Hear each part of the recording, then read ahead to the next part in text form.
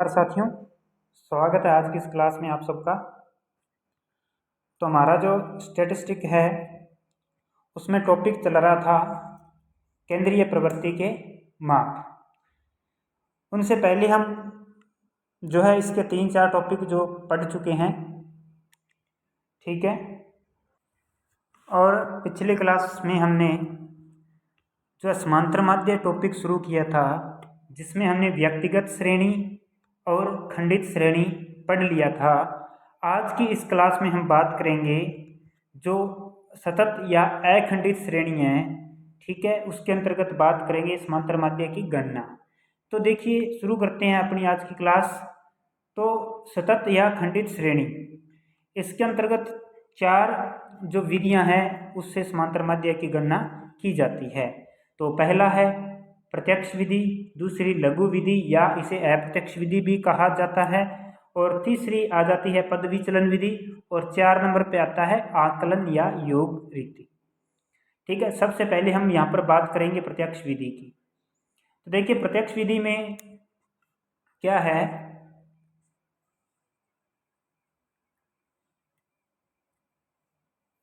प्रत्यक्ष विधि इसमें आपको वर्ग दे दिया जाता है, ठीक है, और बारंबारता दे दी जाती है, ठीक है। वर्ग जैसे ही एग्जाम्पल लिया है मैंने, ये प्रत्यक्ष विधि द्वारा समांतर माध्य की गणना कर रहे हैं प्रत्यक्ष विधि द्वारा।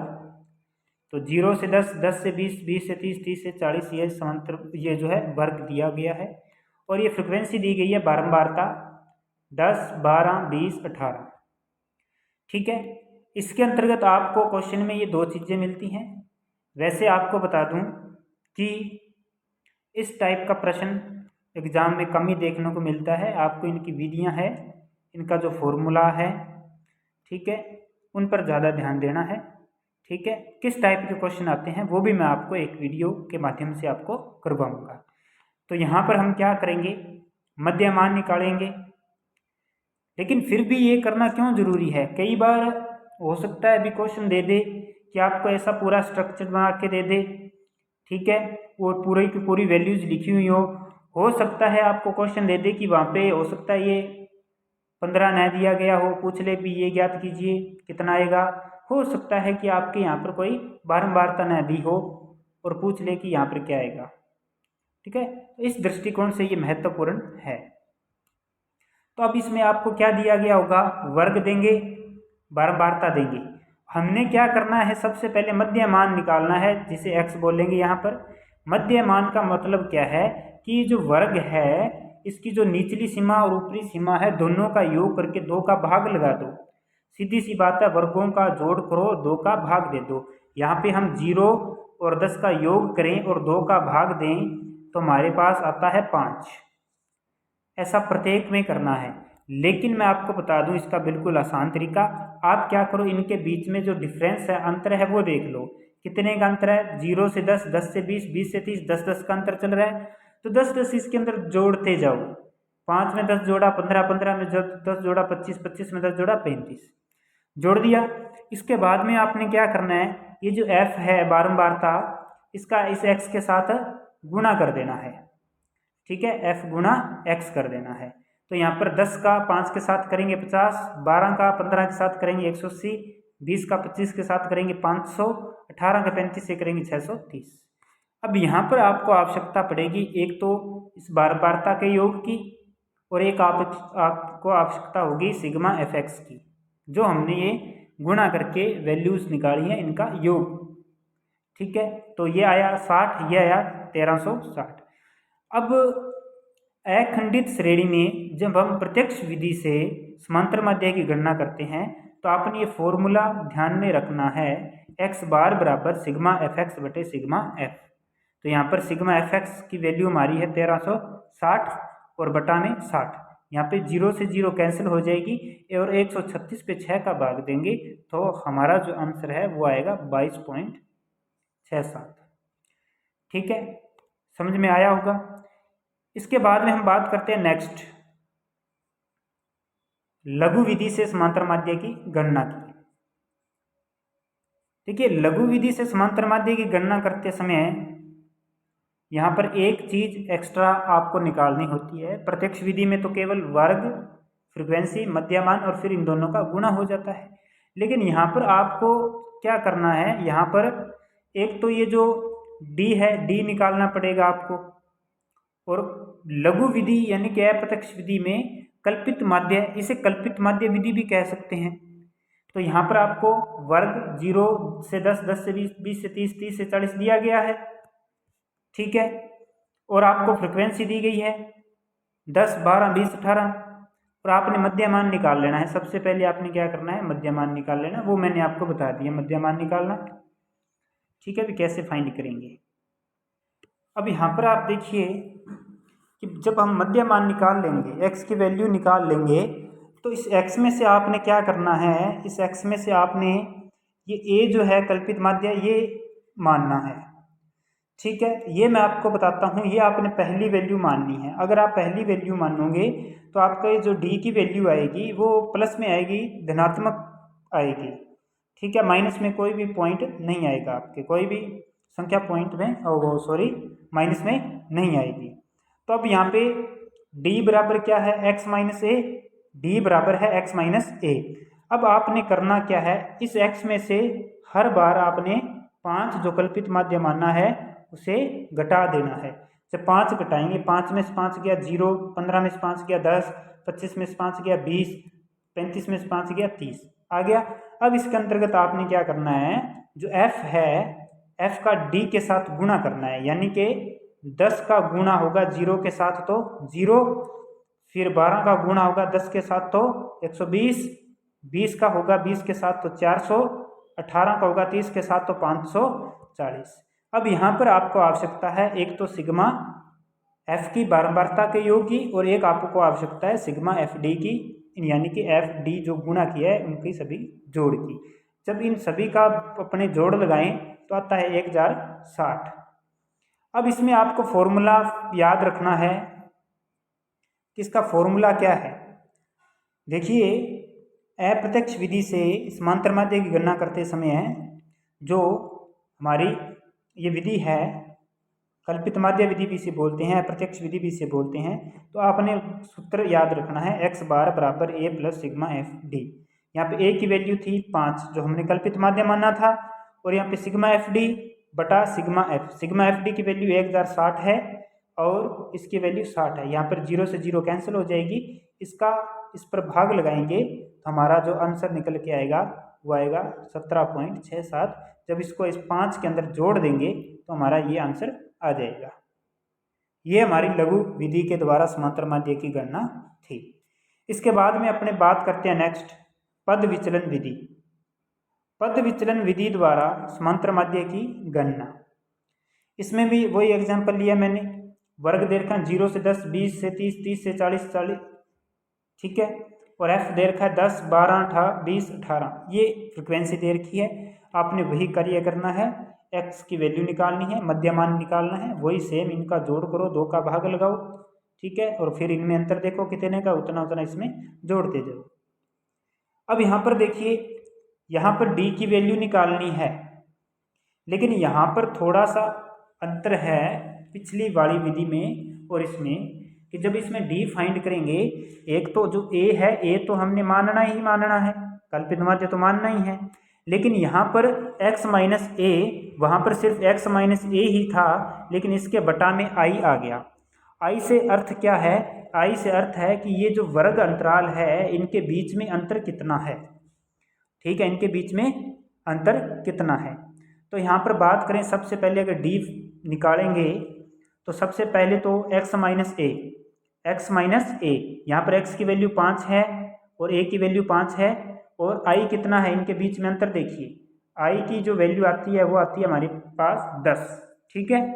तो अब यहाँ पर हम क्या करेंगे कि 5 में से 5 घटाएंगे तो हमारे पास बचेगा 0, क्या बचेगा 0, ठीक है, और बटा में 10, भाग लगाएंगे तो उत्तर कितना आएगा, 0 आएगा, तो ये आ गया हमारा 0। इसके बाद में 15 में से 5 माइनस किया तो आया 10, 10 का भाग लगाएंगे तो 1, फिर 25 माइनस 5, ये इसके अकॉर्डिंग चल रहा है, फॉर्मूले के अकॉर्डिंग, ठीक है। इसके बाद में 25 में से 5 माइनस करेंगे तो हमारे पास बचेगा 20, 20 पे 10 का भाग लगाएंगे 2, ठीक है। और फिर ये 35 की बात करें तो 35 में से अगर हम 5 माइनस करते हैं तो हमारे पास बचता है 30, 30 पे 10 का भाग लगाएंगे तो उत्तर आएगा हमारा 3। उम्मीद कर रहा हूँ समझ में आ रहा होगा आपको।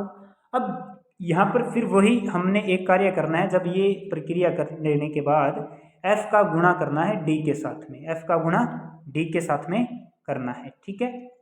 तो यहाँ पर f की वैल्यू 10, d की वैल्यू 0, 10 का 0 से गुणा करेंगे तो 0, फिर 12, 12 का 1 के साथ करेंगे तो आएगा 12 एकम 12, फिर 20, 20 का 2 के साथ करेंगे तो 20 दूना 40, 18 का 3 से करेंगे तो 18 दिए 54। अब यहाँ पर वही आपको एक तो सिग्मा एफ डी इसका जोड़ चाहिए और ये सिग्मा एफ एक बारंबारता का योग आपको चाहिए, और हम क्या करेंगे फॉर्मूले में इसका मान जो है वैल्यूज पुट कर देंगे। अब यहाँ पर आगे बात करते हैं अपने फॉर्मूले में। तो ये पद विचलन विधि द्वारा फॉर्मूला है, ध्यान रखिएगा, ए प्लस सिग्मा एफ डी बटे सिग्मा एफ इंटू आई, ठीक है। अब यहाँ पे ए का मान 5 है और सिग्मा एफ डी 106, और यहाँ पे गुणा में आई की वैल्यू 10 थी और सिग्मा एफ 60 था। यहाँ पे 0 से 0 कैंसिल हो गई और 6 का 106 पे भाग दिया तो आया 17.67 और 5 को इसमें जोड़ा तो हमारा आंसर आया 22.67। लगभग प्रत्येक विधि से जो समांतर माध्य है उसका मान सेम ही आता है। ये हमारी कौन सी विधि थी? पद विचलन विधि, ठीक है। इसके बाद में हम जो लास्ट विधि है खंडित श्रेणी में लास्ट विधि है उसकी बात करते हैं, आकलन या योग विधि की। आकलन या योग विधि, इसका सूत्र आपने ध्यान में रखना है, x बार बराबर, ये काफ़ी ज़्यादा इंपॉर्टेंट है कि बाकी तो लगभग सभी को फॉर्मूले वगैरह आते ही हैं, लेकिन इसका थोड़ा सा ध्यान ज़्यादा रखना है आपने। तो m minus I F minus 1, ये इसका फॉर्मूला है, आपने ध्यान में रखना है, अच्छे से याद कर लेना सभी फॉर्मूले। इसके बाद में बात करते हैं अपने एक एग्जाम्पल लेके इसको समझाता हूँ मैं। ये एग्जाम्पल लिया है, इसमें आपको क्या है, वर्ग दे देगा और फ्रिक्वेंसी दे देगा, ठीक है। अब यहाँ से आपने सी एफ बनानी है, संचयी बारंबारता बनानी है, ठीक है। तो ये संचयी बारंबारता आप ध्यान से देखिएगा कि पहली वैल्यू तो सेम ही आएगी 10 का 10। इसके बाद में आपने क्या करना है, इसे तिरछा प्लस करना है, 12 में 10 जोड़ेंगे तो आएगा 22, फिर 22 में आपने 20 प्लस करना है तो आएगा 42, फिर 42 में आप 18 प्लस करोगे तो आएगा 60, ऐसे प्लस करना है इसे। और इस बारंबारता का योग जितना हो, बारंबारता का जितना योग हो, इसका योग 60 है, तो ये सी एफ का जो लास्ट वैल्यू है वह मान और बारंबारता का योग दोनों बराबर आने चाहिए, दोनों बराबर होने चाहिए। अब यहाँ पर एक और बात करते हैं कि अब फॉर्मूले के द्वारा इसे समझाते हैं। इसमें आपको एक तो इसके योग की आवश्यकता पड़ेगी और एक आपको सी एफ का भी योग करना पड़ेगा। अब देखिए यहाँ पर मैं आपको बताता हूँ कि m की वैल्यू कैसे निकलेगी। m क्या है? m यहाँ पर हमारा क्या है? अधिकतम वर्ग का मध्य बिंदु, अधिकतम वर्ग का मध्य बिंदु।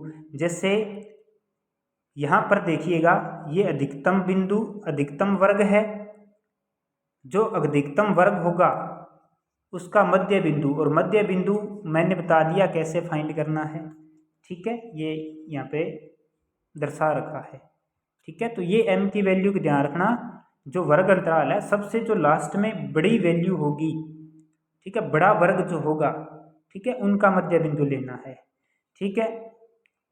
इसके बाद में बात करते हैं f कैसे फाइंड होगा। f फाइंड होगा सिग्मा सी एफ बटे एन, जो हमने सी एफ का योग किया था, जो आया था 134, उस पे जो n है उसके डिवाइड कर देना है। जब 134 पे 60 का डिवाइड करते हैं तो हमारा आंसर आता है 2.23। अब यहाँ पे हम फॉर्मूले के अंदर इसका मान पुट करते हैं। ये वैल्यू सारी हमने निकाल ली है। तो यहाँ पर i की बात करें तो वर्ग अंतराल है, f क्या है, सी एफ के योग को कुल संख्या से भाग देने पर प्राप्त होता है, जो ये मैंने यहाँ पे बता रखा है, ठीक है। अब ये हमारा फॉर्मूला है x बार बराबर m minus I F minus 1, ठीक है। m की वैल्यू हमारी कितनी आई थी, m की वैल्यू आई थी 35, आई वर्ग अंतराल कितना था 10, एफ की वैल्यू कितनी आई हुई है 2.23, ठीक है, और -1। पहले इसमें से ये -1 कर देना है, इसमें से 1 माइनस करेंगे तो हमारे पास वैल्यू आएगी 1.23, 1.23। इसे 10 से गुणा करेंगे तो गुणा करने पर हमारी जो वैल्यू निकल के आएगी वो आएगी 12.3। एक यहाँ पर मैं आपको और बता दूँ, कभी भी आप कोई भी पॉइंट वाली संख्या को अगर आप गुणा कर रहे हो, चाहे 10 है, चाहे 1000 है, चाहे 100 है, कितनी भी है, ठीक है, संख्या में जितने जैसे पॉइंट यहाँ लगा हुआ है इसमें जितनी जीरो है पॉइंट उतने ही अंक आगे चला जाएगा। जैसे 1 0 है तो ये पॉइंट कहाँ आ जाएगा, ये पॉइंट यहाँ आ जाएगा, ठीक है, आपको गुणा करने की आवश्यकता नहीं होगी। अगर यहाँ यहीं पर अगर बात करूँ मैं कि अगर यहाँ पर अगर 100 होता, यहाँ पर अगर ऐसे होता 100 इंटू 2.23 होता तो 2 0 आ गई ना, तो ये पॉइंट कहाँ चला जाएगा, ये पॉइंट चला जाएगा पीछे, यहाँ चला जाएगा, ये ध्यान रखिएगा आप। अब 10 से गुणा किया तो पॉइंट हमारा यहाँ गया और अपना जो नंबर निकल के आया 12.3। अब 35 में इसी से माइनस कर देंगे तो हमारा आंसर आ जाएगा। तो ये जो विधि थी, ये कौन सी विधि थी, ये थी आकलन या योग रीति, ठीक है। तो ये आपका जो ये समांतर माध्य की गणना करना था, इसकी समांतर माध्य गणना करने की विधियां थी, तीनों विधियां समाप्त हो चुकी हैं, ठीक है। इसके बाद में हमारा रहता है भारित समांतर माध्य, ठीक है, और गुणोत्तर माध्य, ठीक है। आगे की क्लासों में इनको हम पढ़ेंगे और बीच में एक क्लास लेकर आएंगे जिनमें समांतर माध्य से रिलेटेड जो एग्जाम में क्वेश्चन पूछे जाते हैं उन प्रश्नों को भी हम करेंगे, ठीक है। तो उम्मीद कर रहा हूँ कि आपको अच्छे से समझ में आया होगा। अगर आपको कोई भी डाउट लगता है तो कमेंट करके बताइए। अगर आपको क्लास अच्छी लगती है तो भी कमेंट कीजिए, क्लास को लाइक ज़रूर कीजिए, ज़्यादा से ज़्यादा शेयर कीजिए, चैनल को सब्सक्राइब कर लीजिए और टेलीग्राम चैनल से जुड़िए। और जो सिलेबस की हिंदी में सिलेबस है वो मैंने कन्वर्ट करके उस पर एक वीडियो बना दिया है, आपको उसका लिंक डिस्क्रिप्शन में मिल जाएगा, आप वहाँ से जाकर उसके देखिए। तो मिलते हैं नेक्स्ट क्लास में, तब तक के लिए धन्यवाद।